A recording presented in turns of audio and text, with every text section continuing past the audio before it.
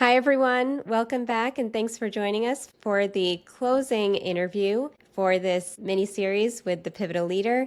I'm Farah Hussain, former Fortune 200 director, current executive coach, and author of The Pivotal Leader on Substack. We are incredibly fortunate to have Amany Killawi here with us today. She is our closing interview in this mini-series that is designed to normalize and humanize pivoting. Social worker turned social entrepreneur, Amany is the co-founder and former COO at LaunchGood.com, the largest fundraising platform to support Muslims launching good all over the world by helping them to raise funds for their projects, campaigns, and creative ideas. Amany has been listed as Inc. magazine's top 100 female founders for 2020 in the Community Builders category. And she and I met at Money 2020 last year when she was selected to be in the 2024 Amplify cohort. Amany, thanks for joining us. Thank you. I'm honored to be here. So I'm aware that 12 years ago, you and your co-founders chose to bootstrap LaunchGood because VCs didn't believe in your idea. We thought the only way to build a company was to head to Silicon Valley. So that was the other half of the battle. And it's funny because we were terrible at our own fundraising. We actually raised $0 from VCs at the time, which I think you were going to get into part two there. You've had 2.5 million donors fundraising more than $850 million on your platform to provide emergency relief, food and water, mosque and community support across the globe. So clearly that initial idea that others weren't convinced by had legs. What was it that kept you going? Yeah, I actually was a social worker. That was my background. I was a youth organizer, and I discovered crowdfunding accidentally. Because when you're a grassroots organizer, you're always fundraising. And I remember back in like 2010, the way we fundraise today is not what we do 10 years ago. We take it for granted today that everything's online and it's easy. And so I remember meeting my co-founders because we were fundraising together in the space. He was a film producer, I was a youth organizer, and we remember thinking, gosh, there was 400 niche crowdfunding platforms, believe it or not, at the time, but like none uniquely built for the Muslim community because we give differently.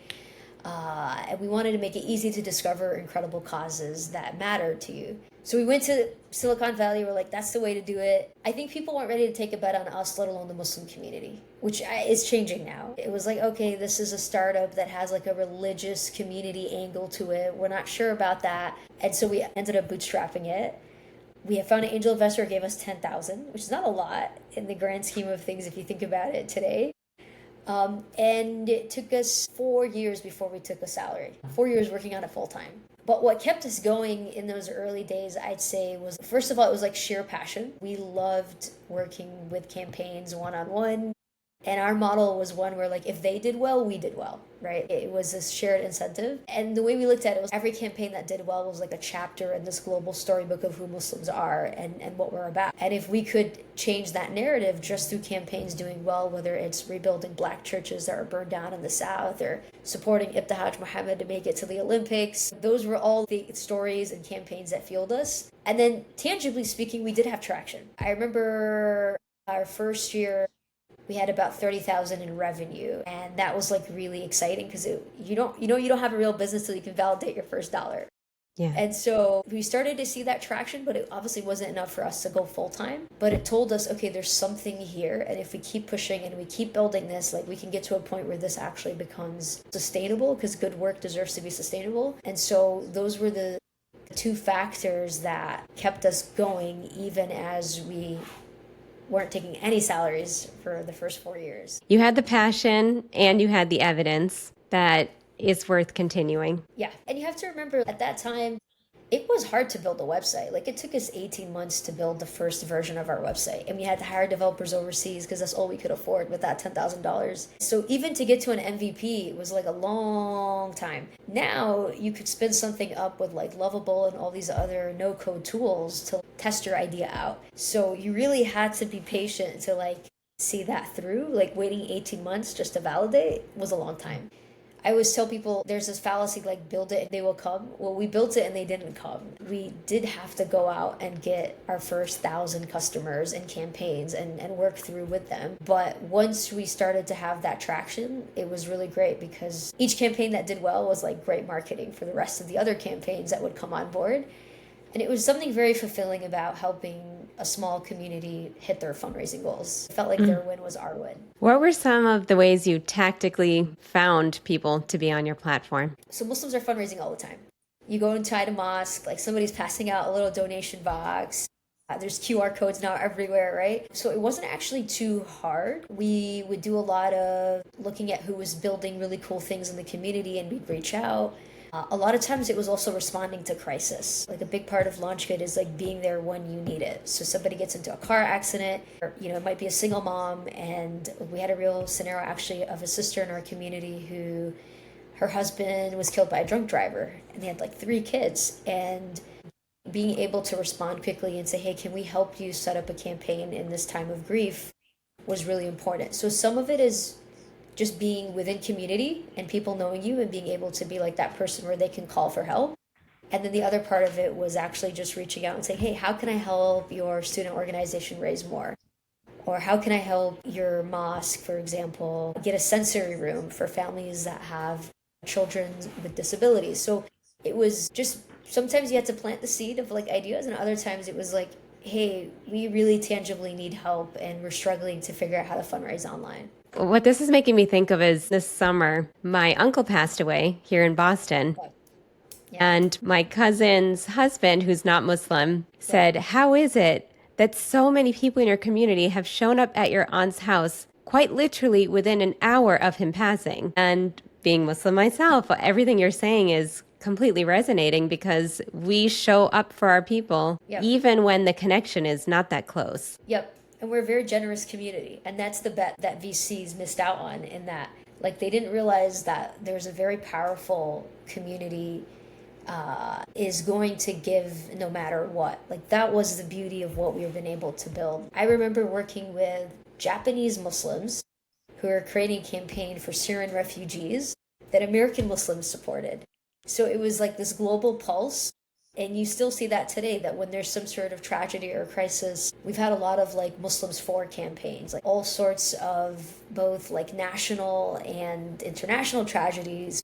The Muslim community has come together to support and power that. So there's a beautiful pulse there, and it's been awesome to build a community platform that can just help amplify that. The other thing that really stands out to me is I think that businesses and marketers in particular are starting to see the value of the community model now.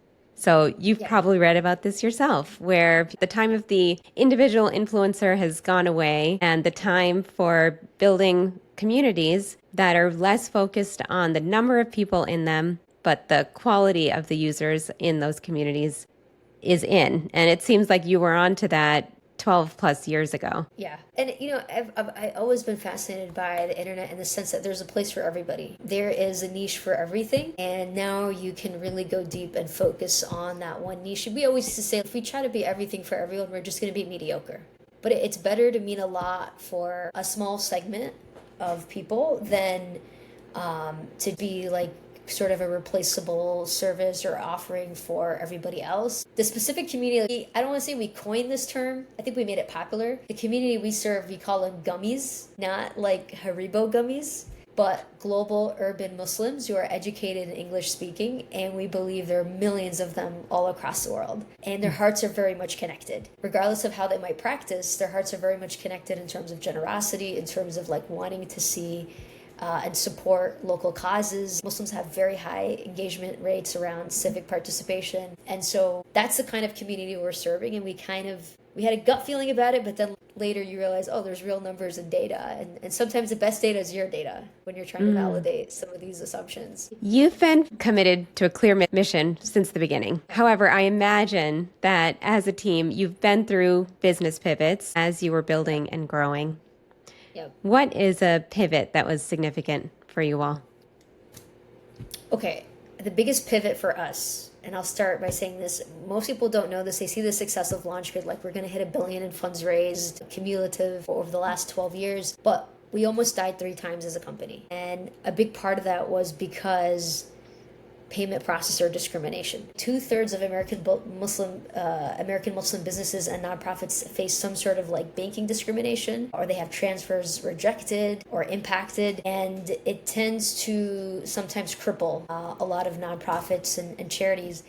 The other issue you have is the most sanctioned name is Muhammad. There's a lot of Muslim names that are false positives, and sometimes banks don't want to do the extra work to recognize that this name is not the same person in, say, a different country. So we used to joke like we had 100 problems as a startup company, and like payments wasn't one of them. And the big pivot for us really happened in 2020, where we started to face a series of issues where processors would offboard us and they would say things like, yeah, we're going to leave the crowdfunding vertical, but like they would work with others in the same space. Or they'd say, you have too many Muslim and Arabic names and it's too much work for us to have to work with the false positives, or we're just not comfortable like supporting humanitarian work. And sometimes it would just be a board member of the processor hopping onto our website and then forcing the processor to offboard us. So this became really challenging for us because if you can't move money, you don't have a company. If you can't accept transactions, if you can't process payments, especially in an increasingly online world,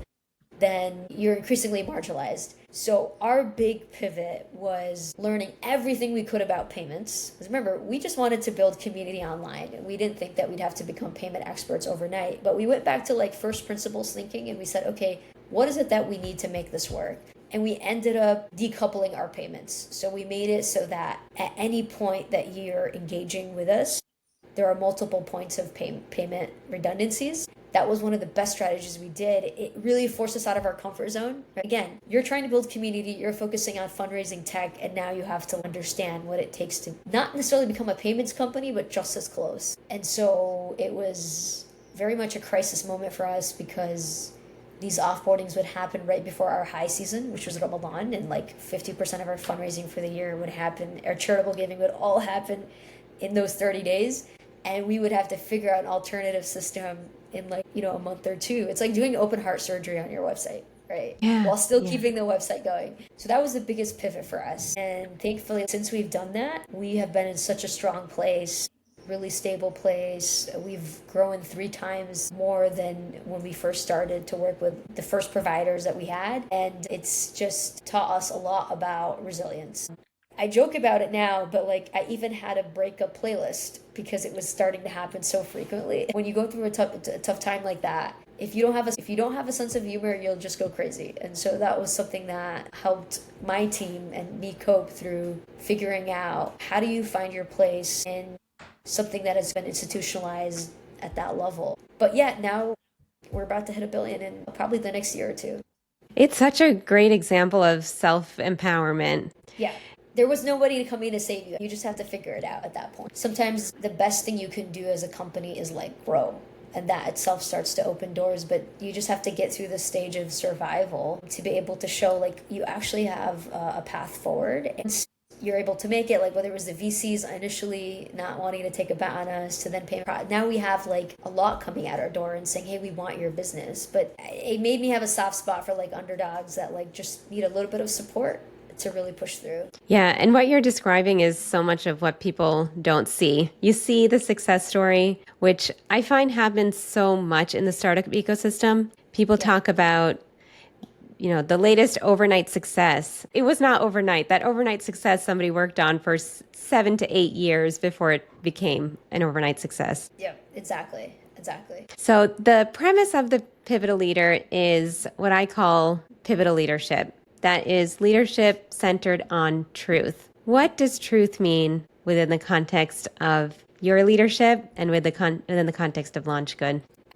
I've had to rely a lot on instincts, and to a certain point, I feel like that becomes a source of truth often because you don't always have all the data. And by the time you have all the data to make a decision, like it's too late usually. And so for me, in this sort of murky space of building something, there's a kind of art, I feel, of really being self-aware of how you feel about a certain decision and what that means and trusting your gut, which is a hard thing if you haven't been able to trust your gut before, or maybe you're more prone to being anxious, like your gut is telling you all sorts of different things. But if you don't have that factor, I feel that your gut itself sometimes becomes a source of truth. And it's something that you feel kind of like really deep here. And so I've tried to lead with that.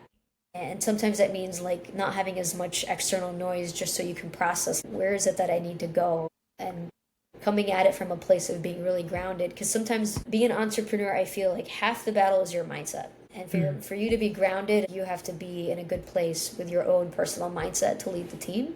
And that means being in tune with like, what is it that I want and that I feel is best for the future of what we're building. So I would equate the two together in that kind of very early stage. How did this grounding within yourself help you to be a great co-founder? Because you all have been together for a very long time. 10 years. Yeah, it's a marriage. It's like a marriage in its own way. You often will disagree sometimes as co-founders, but at least knowing that you've been able to speak a truth that you feel strongly about, because we all have different hunches about how things should go, right? Or where we should be. At some point, you get to, I'd say, a fork in the road where this is sort of your area and you're going to make the calls around these kind of things because you have a pretty good track record. And at some point, it's a judgment call, right? About how we do certain things. And so you take that same intuition and you funnel it into those areas that you feel especially strongly about. That might be product, that might be compliance, that might be engineering. But overall, I'd say you don't want to ignore it. And you know, time is the best teller. Like we've had disagreements only to realize, okay, actually, like this was the right judgment call here or there. But that's how we've been able to facilitate it between us as co-founders. Is you still have to feel a strong sense of ownership around it and not get lost into everything else. That being said, I'm really a big fan of like, you gotta have a clear decision maker. Even if you've got a co-founding team, like one of you should be making the call and one of you owns that call. This idea of consensus, it doesn't always work out in those kind of scenarios. What is next for LaunchGood? So much. So we've been powering giving on launchgood.com, but I think we're very excited about two things. One, which is powering giving beyond LaunchGood. So like you can go to your mosque, you can go to your local community center and the kiosk, the way to donate, that's all technology powered by LaunchGood. So getting more into the infrastructure space. And what's even more exciting about that is we're actually moving into being a payment provider ourselves. So we're working on a product called PayGood that is going to service the Muslim community and beyond, because we understand what it's like to work with the Muslim community. We know how to underwrite our own community very well. And we want to provide that opportunity that we felt we didn't have, say, 5 years ago, where Muslim charities often they get discriminated against. So what's next is to basically offer this whole suite of tools where you can power charitable giving wherever you might be, and you get a payment processor that really understands your community, your mission and vision, and is there to support you and make sure you never have to deal with an offboarding like we did that could potentially kill your charity or company. What would you love for people to know about you that we haven't talked about yet? That's a great question. Although LaunchGood's been like a core part of what I do, at the heart of it, I'm a mother. At the heart of it, I'm an avid basketball player. There's so much more to just like what often people see as what you might build, and I think we're very eccentric. We have the right size. It's ironic saying this as a startup founder, but having kind of been on both sides of it, I think it's good for people to understand that, to your earlier point, there's a lot that you just figure out as you go. And as put together somebody might be, they've had a lot of challenges to just figure things out. A lot of people ask about imposter syndrome, and they're like, does it ever really go away? And I don't think it fully goes away. I think the voice just gets quieter, and when you start to see yourself in places that look like you don't feel it in the same way. So part of it is just the kind of structure we're in. But that's what I would tell people, that everybody has some beginning. And 10 years ago, I knew nothing about crowdfunding. I knew nothing about payments. I knew nothing about customer acquisition costs. I was a social worker. But if you have a growth mindset and you really care and you have a strong passion, give yourself some space and you'll actually figure it out. Well, that is beautiful advice to end on. Thank you so much for being here with us, and to the audience for listening to your story. I know that they will get some great insights that they can take forward in their own journeys. Thank you so much for having me. You're welcome. For those of you who are watching, subscribe to The Pivotal Leader on Substack for practical inspiration for your business and leadership pivots. You can also catch the other 5 interviews that we've conducted this year on Substack, with each founder being in a different industry sharing their wisdom. Thanks again.